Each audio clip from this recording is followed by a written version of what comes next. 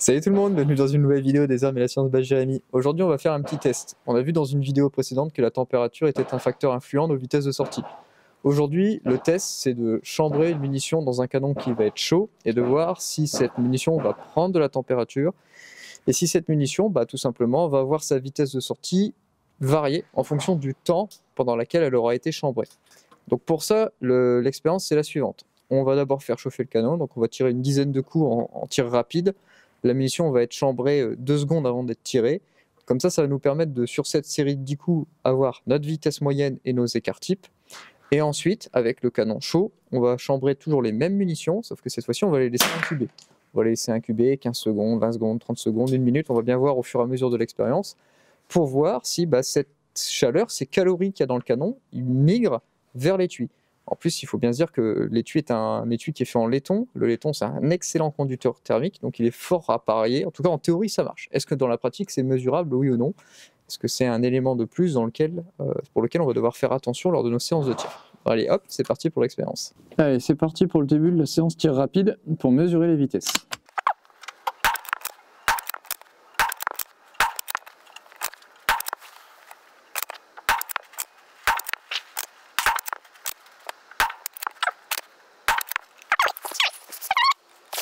Alors, pas terrible niveau écart type, 3.6, vitesse moyenne 827. Ah, parce qu'il y en a une qui a été foireuse, il y en a une qui a 817, c'est elle qui nous fout dedans. Vitesse moyenne 827, la plus haute 830. Donc à partir du moment où on sortira plus vite que 830, c'est que la température aura migré dans la munition et que donc du coup ça aura influencé notre vitesse de sortie. Allez, c'est parti pour deuxième série de tirs rapides.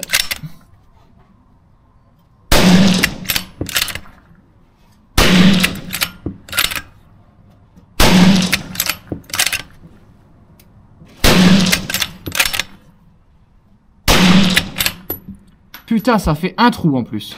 Un putain de trou. Écart type 2. Et on retombe sur les mêmes données. Vitesse moyenne 827. Plus rapide 830. Donc ça confirme bien que ces munitions tirées rapidement sans que la température ne monte donnent des vitesses maximum de 830. Donc si on dépasse les 830, c'est forcément que la température aura migré et que ça aura prouvé le but de cette expérience. Allez, on la laisse chambrer 15 secondes avant de la tirer. Tu me donnes le top départ et puis tu me dis quand je dois lâcher. Top.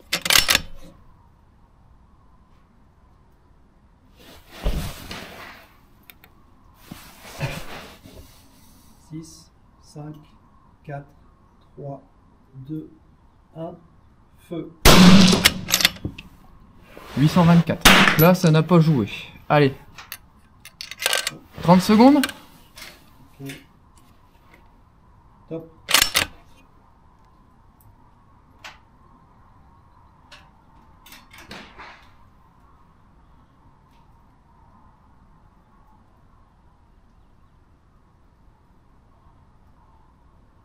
C'est long, 30 secondes. 10, 9, 8, 7, 6, 5, 4, 3, 2, 1. 829. Toujours pas d'impact. Allez, on tente 1 minute. Top.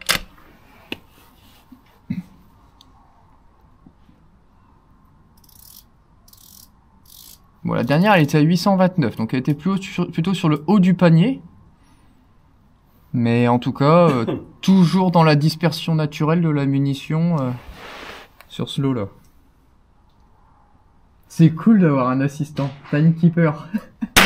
C'est une belle montre en plus. C'est quoi? C'est une tag et une link. Vieille. Bon là, faut vraiment se taper une discussion avec le copain pour rester 1 minute chambré quand même. Parce que là, il te reste encore 20 secondes. Oh putain, c'est long. Alors, je crois que l'expérience, ça va être vite faite. Alors, on va voir. 10, 9, 8, 7, 6, 5, 4, 3, 2, 1. 825. Aucune influence. Non.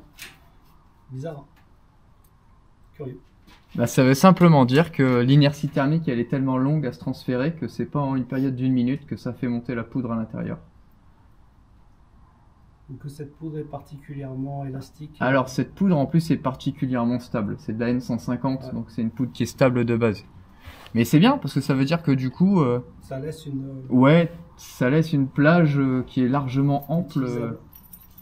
Bon bah voilà, fin de l'expérience, en tout cas dans ce cas concret de la 6547 avec des Lapua Sénart 123 grains et de la N150, bah balèque, tant que c'est pas plus d'une minute, et entre nous je vais pas tester plus d'une minute, ça n'a pas d'intérêt, je vois pas qui va rester une minute chambré. Donc voilà, bah un truc de moins à se prendre la tête. Allez, on profite que le canon soit encore chaud, on va faire une dernière petite expérience, parce qu'on va pas rester là-dessus. On va prendre ces munitions que je montre à la caméra thermique. Donc là, vous voyez, elles sont froides. Hein. Je ne sais pas combien elles sont. Je les mets sur le curseur. Le curseur, il indique combien là Je vois rien. Le curseur, il indique 10 degrés. Donc on va maintenant les chambrer. Et puis on va attendre. Et puis quand on va les sortir, donc là, j'ai la caméra qui me donne le timer. Quand on va les sortir, on va regarder si la munition elle a pris en température ou pas. Alors, déjà l'expérience elle a montré que ça ne va pas jusqu'à la poudre. La preuve c'est que nos vitesses ne changent pas. Après peut-être que l'étui prend les calories mais que ça n'a pas le temps en une minute d'aller à la poudre. Donc c'est ce qu'on va voir là. Si l'étui sort vachement plus chaud ou pas. Donc c'était 10 degrés à l'introduction.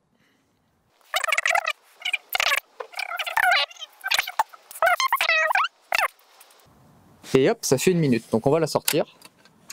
Et on va voir à quelle température elle sort.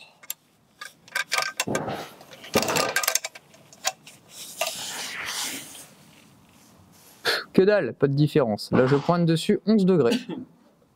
Bon bah voilà, tout ça pour dire que c'est un mythe de plus, le fait de verrouiller la culasse au dernier moment. Alors moi-même je le pratiquais parce qu'un grand sage du TLD m'avait appris ça.